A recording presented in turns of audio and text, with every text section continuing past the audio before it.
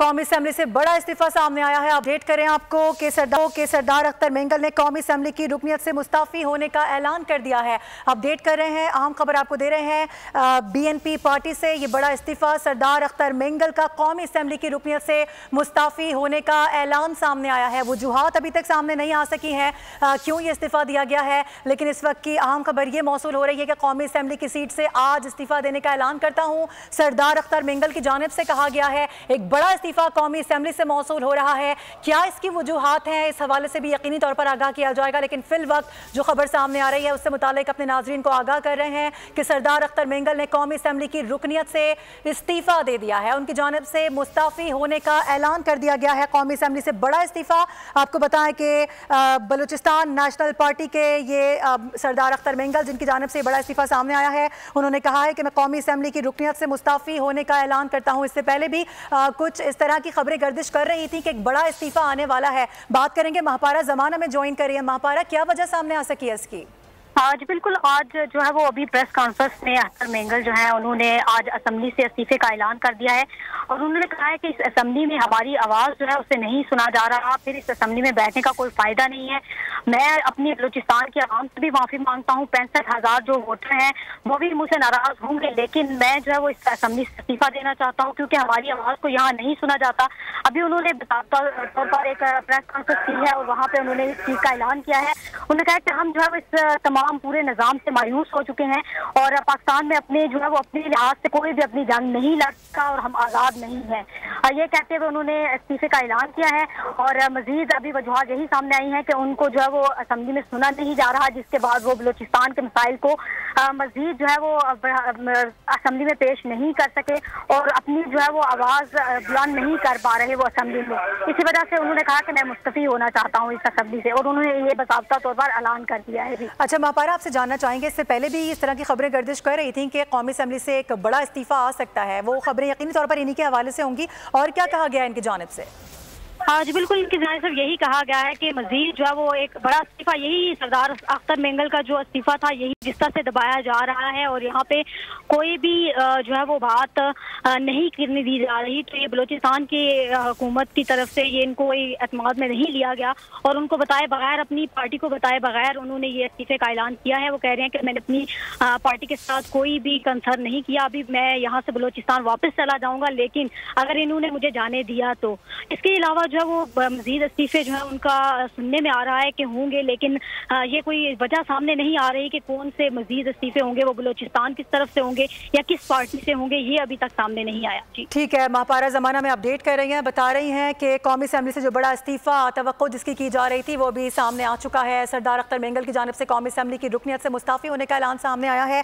वजह उन्होंने बताई है कि जिस असेंबली में आवाज़ को दबाया जाता हो वहाँ पर रहने का कोई फ़ायदा नहीं है। निज़ाम से तंग आकर इस्तीफ़ा देना चाहता हूँ।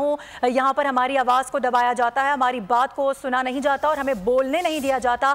तो जहाँ पर निज़ाम ऐसा हो तो वहाँ पर फिर इस्तीफ़ा ही बनता है। तो अब हम देख रहे हैं कि एक बड़ा इस्तीफ़ा सामने आया है और ये भी कहा जा रहा है कि एक दो और इस्तीफ़े भी आ सकते हैं, लेकिन ये कहना फिल वक्त कबल अज़ वक्त होगा कि कौन सी पार्टी से वो इस्तीफ़े हो सकते हैं। फिल वक्त जो कौमी असेंबली है वहाँ से एक बड़ा नाम रिटायर होता हुआ नज़र आ रहा है। बड़े नाम की जानिब से एक इस्तीफ़े का ऐलान सामने आया है बीएनपी।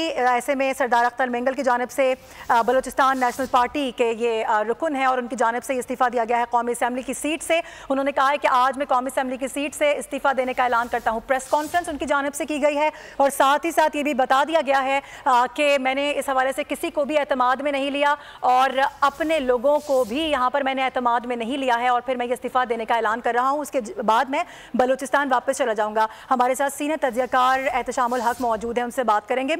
सर बताइएगा, ये बड़ा इस्तीफ़ा सामने आ रहा है, कुछ चहमगोइयाँ तो थी कि कौमी असेंबली से एक बड़ा इस्तीफ़ा आ सकता है, लेकिन ये तवक्को नहीं की जा रही थी कि अख्तर मेंगल का होगा। देखिए मारूफ, ये इस स्टेज पे इस हुकूमत का और खासतौर से पीएमएल और पीपल्स पार्टी के लिए बहुत बड़ा झटका है, सेटबैक है, क्योंकि बलूचिस्तान से एक बड़ी आवाज़ है, कबायली लीडर भी हैं और फॉलोइंग भी बड़ी लंबी चौड़ी है और हुकूमत के साथ उन्होंने कई मराल पे बड़ा ज़बरदस्त तावन भी किया है। लेकिन इस स्टेज पे जिस अंदाज से इनका इस्तीफ़ा है, डेफिनेटली ये बहुत कुछ बता रहा है कि ख़ास तौर पे जिस तरह उन्होंने जिक्र किया कि भाई मैं बलूचिस्तान के लोगों के लिए कुछ नहीं कर सका, लोगों को हमारे मसले का इल्म नहीं है, मैं किस बुनियाद पर रहूँ। चलिए ये तो बात हो सकती है, लेकिन ब्रॉडर कॉन्टेक्स्ट में यही दिखाई देता है कि बलूचिस्तान में इस वक्त जो कुछ हो रहा है उनको एतमाद में नहीं लिया गया। ये प्राइवेटली भी बात करते हैं, हुकूमत भी बात करती है इनके साथ, लेकिन अल्टीमेटली क्योंकि जो सिक्योरिटी के हालात हैं, BLA और दूसरी तंजीमें, अलहदगीपन तंजीमें, और जिस तरह अमेरिका और उसके बाद हिंदुस्तान बड़ा वाज़ेह तौर पे, अब तो बरतानिया का भी नाम आ रहा है कि पाकिस्तान में CPEC के हालात को ख़राब करने में और इस तरह से गवादर पोर्ट के मामले में जिस तरीके से उनका है कि ना बने, तो मुश्किलात हैं। और इनका ये ख्याल है कि जी हमें एतमाद भी नहीं लिया गया। चलें, ये तो बड़े इशूज़ हैं।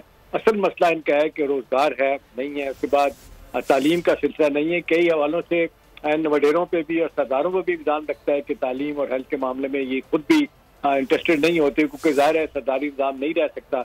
अभी आप देख लें कि हिंदुस्तान ने ये अपना जब 2 मुल्क बने थे सरदारी निज़ाम खत्म कर दिया था। इवन फॉर्मर ईस्ट पाकिस्तान जो बांग्लादेश है 1954 में उन्होंने ये सरदारी निज़ाम का ट्राइबल सिस्टम खत्म कर दिया था, यहाँ पे अभी खत्म नहीं हुआ।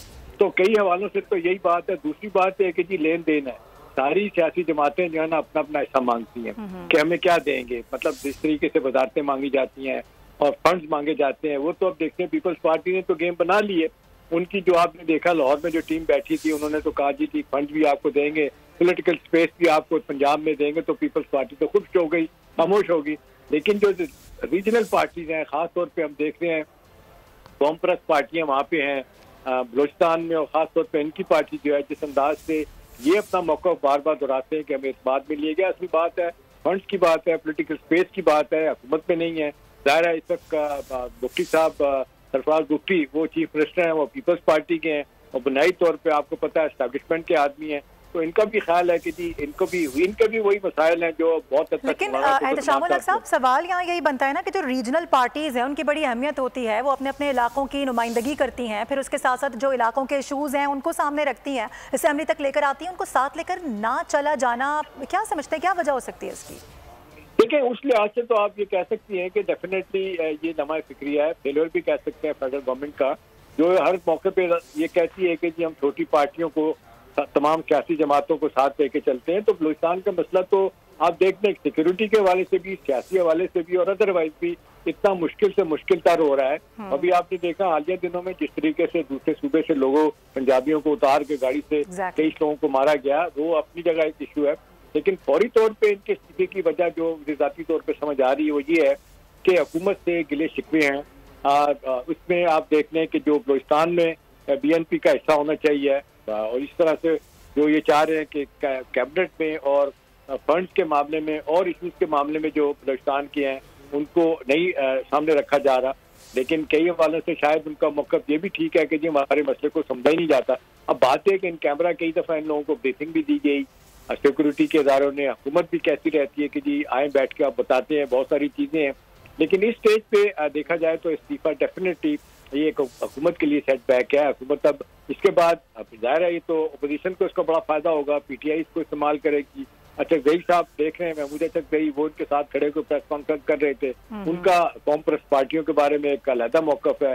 वो तो आप देख लें, बिल्कुल वो कहते हैं पहले मैं पख्तून हूँ, बाद में पाकिस्तानी हूँ, इस तरह की चीज़ें हैं। और फिर जिस तरीके से बलोच क़यादत कई वाले से बाहर बैठी है, कोई आप देखते हैं स्विट्ज़रलैंड में बैठे हैं लोग, मदान बुख्ती बैठे हुए हैं, उसके बाद बरतानिया में लोग इनके बैठे हुए हैं। तो जाहिर सी बात है इनके भाई अपने जो है वो जावेद साहब उनका जिनका नाम है वो भी आप देख लें, अख्तर बैंगल के भाई हैं जावेद बैंगल, वो भी बाहर बैठे हुए हैं, वो भी उनके बारे में कहा जाता है, वो भी जिस तरीके से मुख्तलिफ सरगर्मियों में हो, मुबैना तौर पर दहशतगर्दी के मामलात को सपोर्ट करने में भी है।